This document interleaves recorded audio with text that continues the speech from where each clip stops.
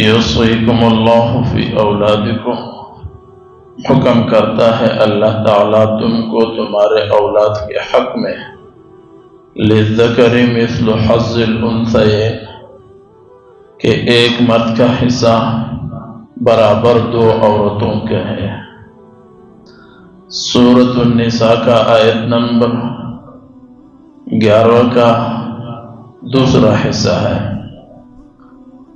کل کے درس میں ہم نے میراث کے حوالے سے جو اس کا آغاز اور ابتدا ہے وہ بیان فرمائے ہیں۔ آج اللہ رب العزت نے اس آیت مبارکہ کے اندر یہ آیت کب نازل ہوئی وہ ساری تفصیلات بیان ہو چکے ہیں۔ میراث کے اندر ایک قاعدہ اور کلیہ ہے، اور وہ یہ ہے کہ میراث کا قانون الاقرب فالاقرب، اس کا معنی ہے جو سب سے زیادہ قریب ہو اسی کو ہی میراث میں حصہ زیادہ ملتا ہے اور پہلے ملتا ہے۔ اب انسان کے اندر کے رشتہ داروں میں سب سے زیادہ قریب دو رشتے ہیں، ایک اولاد کا رشتہ، دوسرا والدین کا رشتہ۔ یہ اقرب رشتہ ہے، سب سے قریبی رشتہ ہے، لہذا میراث کے اندر سب سے پہلے انہی کو حصہ ملے گا۔ باقی جتنے رشتے ہیں وہ واسطے کے ساتھ ہیں، اور یہ بلا واسطہ رشتہ ہے، ڈائریکٹ اولاد ہیں اور ڈائریکٹ ماں باپ ہیں، بیچ میں کوئی واسطہ نہیں ہے۔ اس لیے میراث کے اندر سب سے پہلے حق اولاد اور والدین کا ہوگا۔ دوسری بات یہ ہے کہ اللہ رب العزت نے یہاں پر لفظ استعمال فرمایا یوصیکم اللہ، اللہ تمہیں وصیت کرتا ہے، حکم کرتا ہے۔ آپ کو پتہ ہے وصیت پورا کرنا ضروری اور لازمی ہوتا ہے۔ اللہ رب العزت نے یوصیکم اللہ یہ میراث کے لفظ آیت میں شروع اس لیے فرمایا وصیت کے حکم کے ساتھ، تاکہ قوم کو یہ پتہ چلے، امت مسلمہ کو یہ پتہ چلے کہ یہ میراث کا قانون کسی کا بنایا ہوا قانون نہیں ہے، یہ خداوند کریم کا ہی قانون ہے، یہ کسی انسان کا ایجاد کردہ قانون نہیں ہے، یہ خالق کائنات کا ہی قانون ہے۔ اس لیے لفظ استعمال فرمایا یوصیکم اللہ فی اولادکم۔ اولاد کے بارے میں یاد رکھیے اللہ رب العزت نے فرمایا ہے للذکر مثل حظ الانثیین، اولاد دو قسم کے ہوتے ہیں، ایک مرد اولاد ہے اور ایک عورت ہے، یعنی مردانہ اور زنانہ، میل فیمیل۔ اگر مرد کو دو حصے ملتے ہیں تو عورت کو ایک حصہ ملے گا۔ مثال اللہ رب العزت یہ بیان فرما رہے ہیں للذکر مثل حظ الانثیین، جو بھی عورت کو حصہ ملے گا اس کا ڈبل مرد کو ملے گا۔ آدمی مر گیا، اس کے پیچھے 3 اولاد رہ گئے، ایک لڑکا 2 لڑکیاں۔ اب آدمی کے مال کو تقسیم کرتے وقت 2 حصے بھائی کو دیں گے، لڑکے کو دیں گے، اور باقی حصہ لڑکیوں کو ملے گا۔ اس مال کو ہم تقسیم کریں گے 4 کی عادت سے۔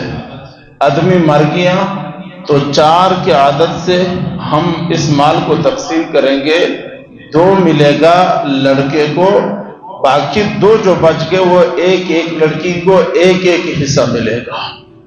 یہ ہے میراث کا قانون۔ اب یہاں پر جو لوگ اعتراضات کرتے ہیں اس کا مختصر جائزہ۔ لوگ کہتے ہیں، آج کے مستشرقین کہتے ہیں کہ آدمی کا حصہ ڈبل ہے اور عورت کمزور ذات ہے، قرآن نے بھی اس کو کمزور رکھا ہے، اس لیے اس کا حصہ 1 رکھا ہے۔ اسی طرح قرآن کریم میں اللہ رب العزت نے آدمی کی گواہی مکمل رکھی ہے، اور ایک آدمی کے مقابلے میں 2 عورتوں کی گواہی مکمل ہوگی، ورنہ ایک عورت کی گواہی ایک مرد کے گواہی کے برابر نہیں ہے۔ لوگ وہاں بھی اعتراض کرتے ہیں، تو اس کا پہلا جواب سنیے گا، یہ بہت خاص باتیں ہیں، توجہ کے ساتھ۔ اللہ اس آیت کے آخر میں فرماتے علیمًا حکیمًا، اللہ علم بھی رکھتا ہے اور حکمت بھی رکھتا ہے. اس لیے اگر اللہ نے مرد کو 2 حصے دیے عورت کو 1 حصہ دیا، یہ اللہ کے علم میں بھی ہے اور اللہ کے حکمت سے بھی باہر نہیں ہے. اللہ رب العزت کو یہ پتہ ہے. اس کا وجہ یہ ہے کہ عورت کے اوپر کوئی چیز نہیں ہوتا، سب کچھ مرد کے حصے میں ہوتا ہے. دیکھیے، عورت کا مہر آدمی کے ذمہ، خاوند کے ذمہ. عورت کا خوراک اور لباس اور علاج، اس کی رہائش، اس کا گھر، یہ سب مرد کا حق میں ہے.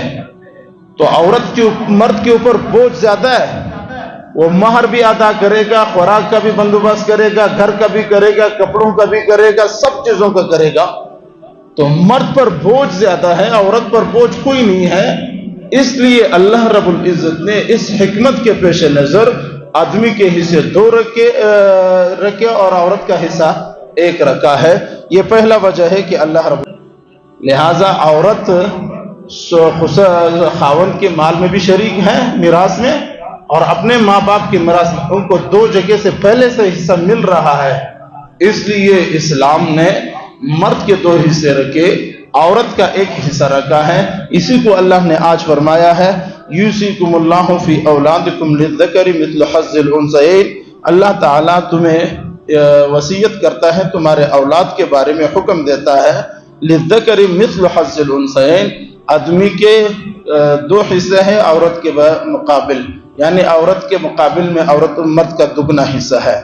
تیسری بات اور آخری بات، 5 چیزیں ایسی ہیں جس کی وجہ سے اولاد اور ماں باپ کو میراث نہیں ملتا. 5 چیزیں میں تفصیلات پہلے بیان کر چکا ہوں. نمبر 1، اختلاف دین کے اندر مختلف ہوں تو ایک دوسرے کے مخالف ہو، وراثت نہیں ملتا. باپ مسلمان ہے، بیٹا کافر ہے، وراثت کوئی نہیں ہے. اور پھر کافر کی لسٹ بڑی ہے، اس کو بھی ذہن میں رکھیے. عیسائی بھی کافر، یہودی بھی کافر، نصرانی بھی کافر، ہندو بھی کافر، قیدیانی بھی کافر، شیعہ بھی کافر، یہ سارے کے سارے کافر ہیں. حضرت پیران پیر شیخ محبوب سبحانی رحمۃ اللہ علیہ، شیخ عبد القادر جیلانی رحمۃ اللہ علیہ نے تو فرمایا، قیدیانی اور شیعہ کے ساتھ نہ نکاح جائز ہے. فتاوی رشیدیہ میں بھی موجود ہے، سارے کتابوں میں، احسن الفتاوی میں بھی موجود ہے، سارے مفسرین تفسیروں میں بھی موجود ہے.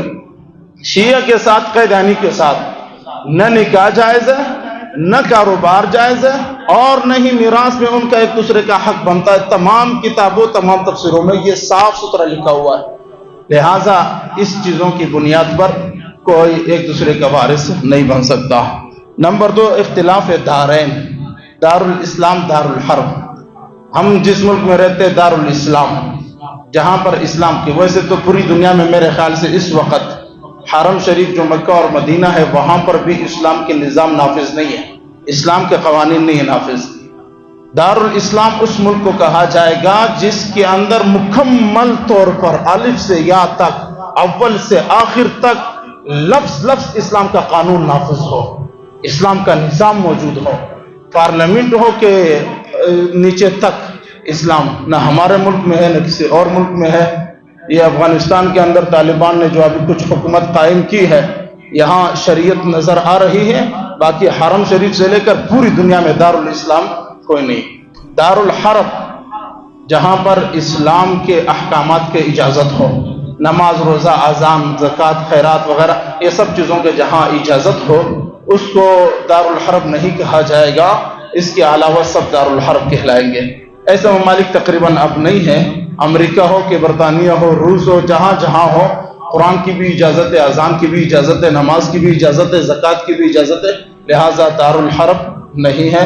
اگر کوئی بیٹا دار الحرب میں ہے اور باپ دار الاسلام میں ہے، اس کی وجہ سے بھی میراث نہیں ملتا.